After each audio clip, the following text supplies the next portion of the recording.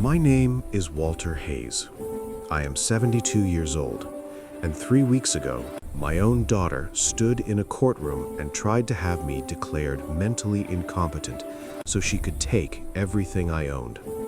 She smiled while she did it, held my hand like a caring daughter, and told the judge I was confused, forgetful, and no longer capable of managing my own affairs. What she didn't know was that the moment she filed that petition, I had already prepared evidence that would destroy her entire life. Let me tell you how my own child made the worst mistake of her career. For most people, aging is a weakness. For me, it became a weapon. After my wife passed away 6 years ago, I learned something important. People treat you differently when they think you are fading, so I let them think that. I stopped correcting people when they spoke slowly to me. I let my hands shake slightly when signing papers. I dressed plainly, drove an old car, lived quietly. Even my family believed it, especially my daughter, Melissa. She was 41, ambitious, and always convinced she was smarter than everyone else in the room, including me. Melissa began visiting more often after my wife died. At first, I was grateful. She brought groceries, asked about my health, sat with me on the porch and talked about the future. But soon, the questions changed. Dad, are you keeping track of your bills? Do you remember your passwords? Have you thought about simplifying your finances? She said it kindly, too kindly, and every question came with a look, the kind of look people give when they are measuring what something is worth. One afternoon, she brought paperwork. Just something to help you, she said. Power of attorney in case of emergencies. I read every word carefully. It gave her complete control over my finances. I smiled. "Oh, sweetheart," I said softly. "That looks complicated. I'll think about it." Her smile tightened. That was the moment I knew. This wasn't about care. This was about control. I didn't refuse. I didn't confront her. I did something far more effective. I let her believe I was slipping. I forgot small things on purpose, repeated stories, misplaced items, and every time she noticed, her confidence grew. What she didn't know was that I had spent 40 years as a forensic accountant. I had uncovered corporate frauds, hidden assets, false claims, and now I was watching my own daughter build one. While Melissa was documenting my decline, I was documenting her behavior. Every visit, every text, every financial suggestion. I recorded phone calls, saved emails, kept medical evaluations from independent doctors, and quietly, without her knowledge, I transferred every major asset into an irrevocable trust. Perfectly legal, perfectly invisible. 3 weeks ago, I received an official notice. Petition for guardianship, filed by my own daughter. She claimed cognitive decline, financial mismanagement, risk of exploitation. She wanted a judge to strip me of my independence. I read the document calmly. Then I laughed, because now she had stepped onto my battlefield. She thought the court would see a confused old man. She didn't realize the courtroom would become the place where her lies collapsed one by one. And she had no idea that I had invited the judge, the bank, and her own lawyer to witness the truth. The courthouse smelled like old paper and quiet fear. Melissa arrived early. She wore a navy blue suit, conservative but expensive, the kind designed to signal responsibility. She held my arm gently, guiding me as if I might fall at any moment. To anyone watching, she looked like the perfect daughter. "Dad," she whispered kindly, "just answer what the judge asks. I'll take care of everything." I nodded slowly. Inside, I was perfectly calm, because the moment she filed this case, she had handed me legal permission to expose her. Judge Harold Brennan was in his late 50s, sharp eyes, no patience for theatrics. He had handled hundreds of guardianship cases. He had seen real dementia, Real abuse, real manipulation. And he had learned one rule. The most dangerous people in these cases are not the sick, they are the ones who pretend to care. Melissa didn't know that. Her attorney spoke first. Your Honor, we are here because Mr. Walter Hayes is no longer capable of managing his affairs safely. He forgets appointments, mishandles finances, and has become vulnerable to exploitation. Melissa nodded at the right moments. She even dabbed her eyes once. Then she took the stand. My father used to be brilliant, she said softly, but after my mother passed, he changed. She described my confusion, my isolation, my poor decisions. She spoke for 20 minutes, and every word was carefully rehearsed. While she spoke, Judge Brennan wasn't watching her. He was watching me. My posture, my breathing, my eyes. People who are truly cognitively impaired reveal it quickly. I didn't. I waited. Her next move was bold. She presented a medical report from a doctor I had never met. The report suggested mild cognitive impairment, early memory issues, declining executive function. Her attorney smiled. Based on this, he said, we request immediate guardianship. Judge Brennan turned to me. Mr. Hayes, do you understand why we are here today? I looked at him slowly, then answered clearly. Yes, Your Honor. My daughter wants control over my assets. The room shifted. Melissa froze. That wasn't the answer she expected. Judge Brennan raised an eyebrow. And do you believe you are incapable of managing your affairs? No, sir, I replied. I believe my daughter is misrepresenting me. Silence. Her attorney stood quickly. Your Honor, isolated moments of clarity are common. Sit down, Judge Brennan said sharply. Then he turned back to me. Mr. Hayes, do you have representation? I smiled faintly. Yes, Your Honor. She should be arriving now. The courtroom door opened. A woman in a charcoal suit entered calmly. Rachel Monroe, one of the most respected elder law attorneys in the state. Melissa's face drained of color. Because Rachel wasn't just any lawyer. She was the lawyer Melissa herself had once tried to hire and been rejected by. Rachel didn't rush. She approached the bench and handed over a folder. Your Honor, inside are 3 independent neurological evaluations conducted within the last 6 months. Judge Brennan reviewed them. His expression changed. All 3 stated the same thing. Walter Hayes is fully competent. Melissa whispered urgently to her attorney. That's when Rachel spoke again. There's more. Rachel turned to the court. My client anticipated this attempt. She displayed printed emails, text messages, recorded voicemails. Melissa's voice echoed through the courtroom. Once the court signs off, everything becomes easier. He won't even know what's happening. Gasps filled the room. Melissa stood abruptly. That's taken out of context. Judge Brennan raised his hand. You will sit down, he said coldly. Rachel continued.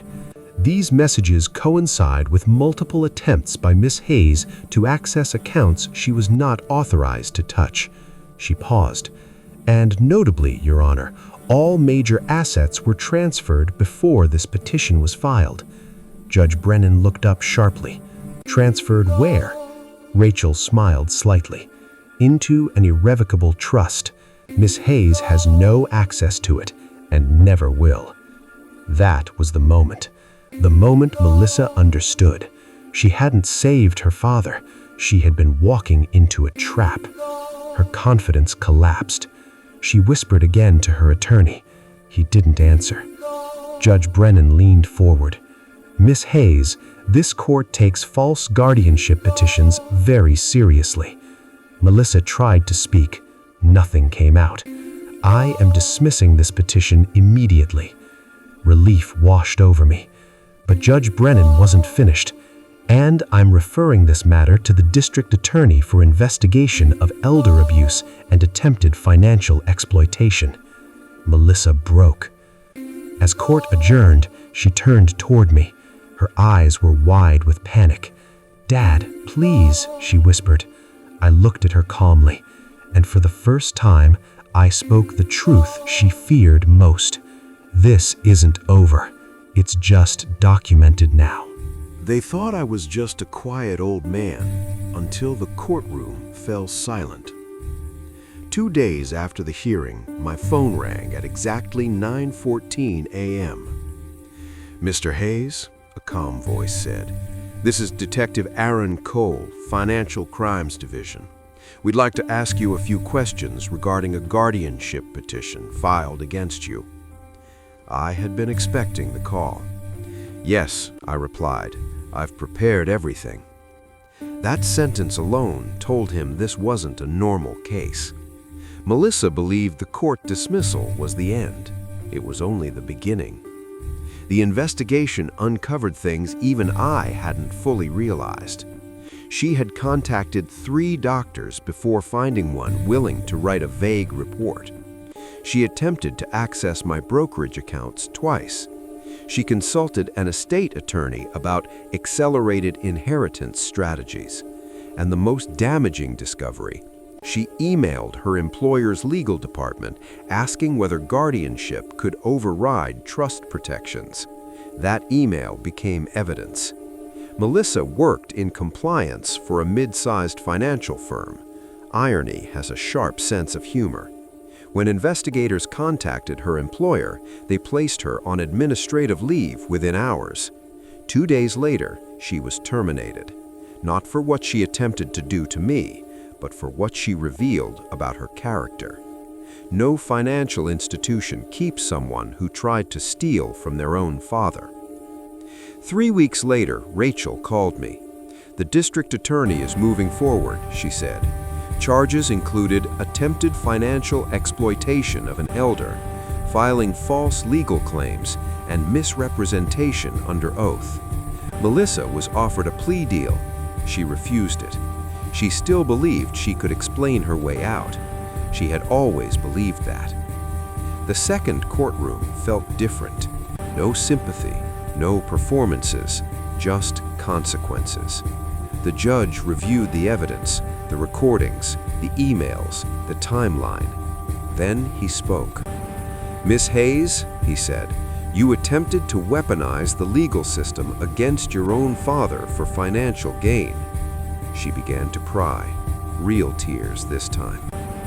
Melissa received 18 months probation, mandatory restitution of legal costs, and permanent notation of elder abuse on her record.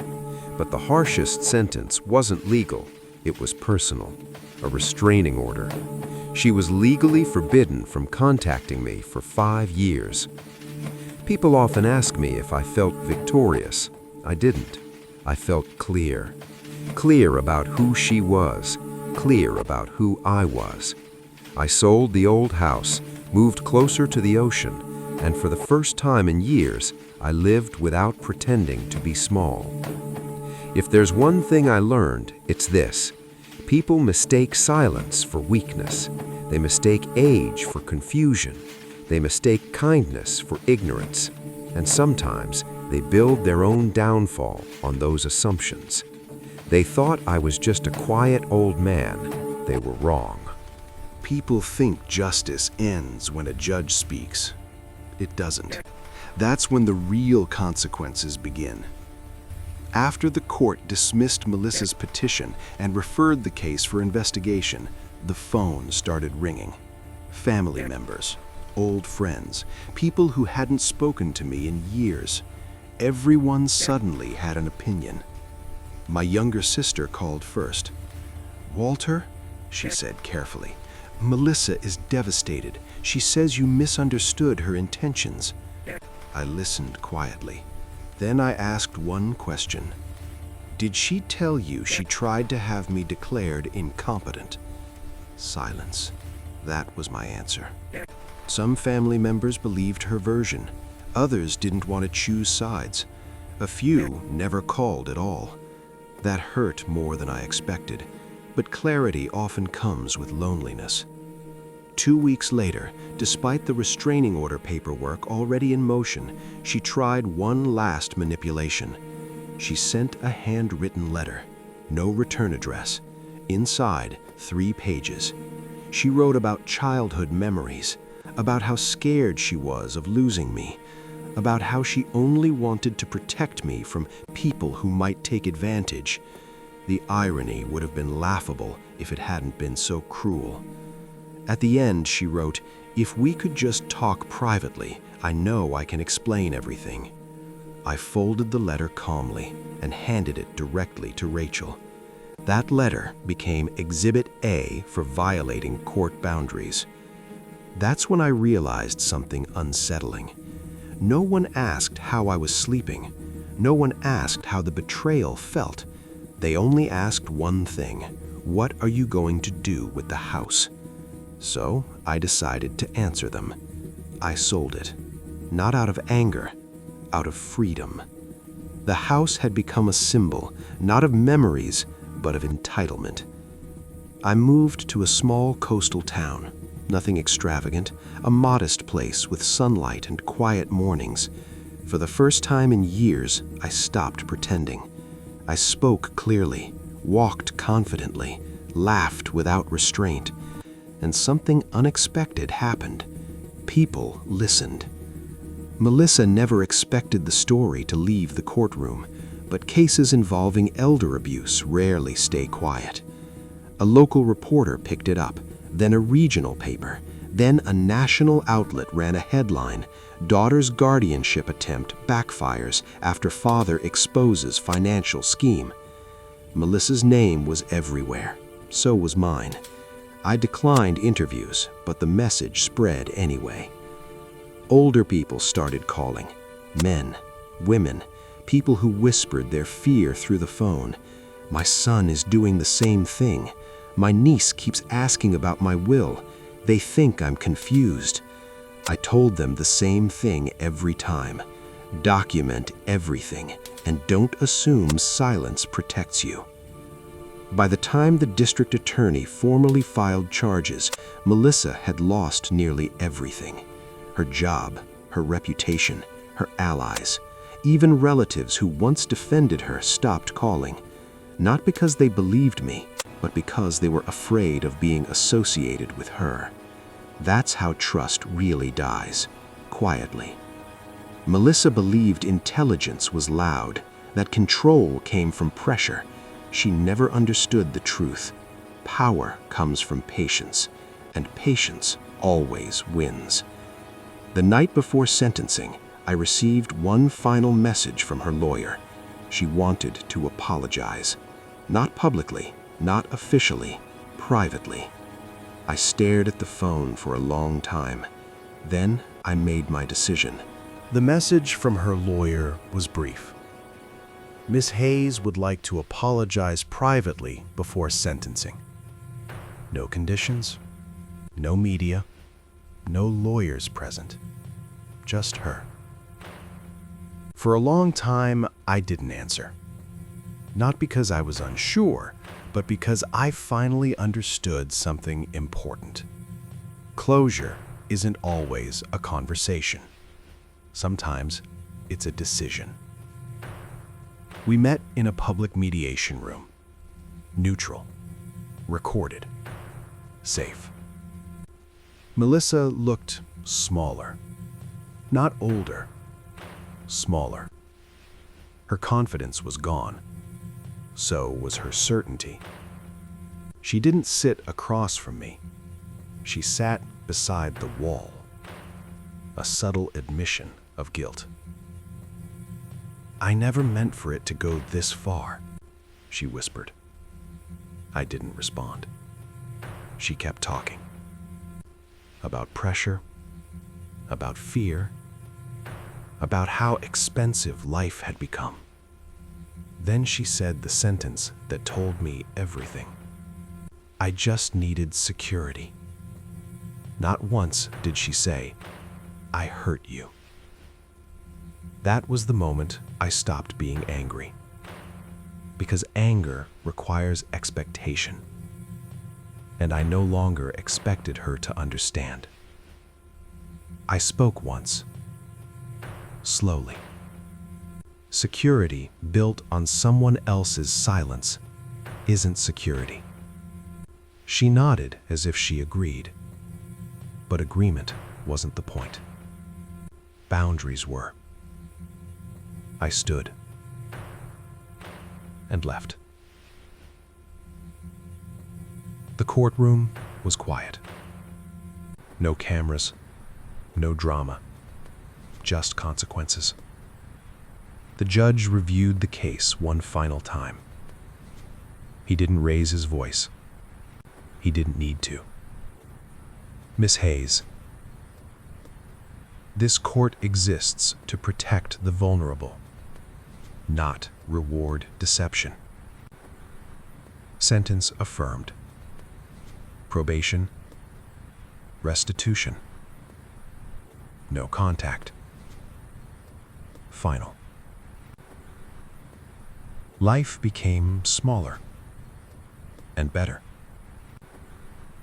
Mornings were quiet. Neighbors were kind. I volunteered twice a week, helping seniors understand their legal rights.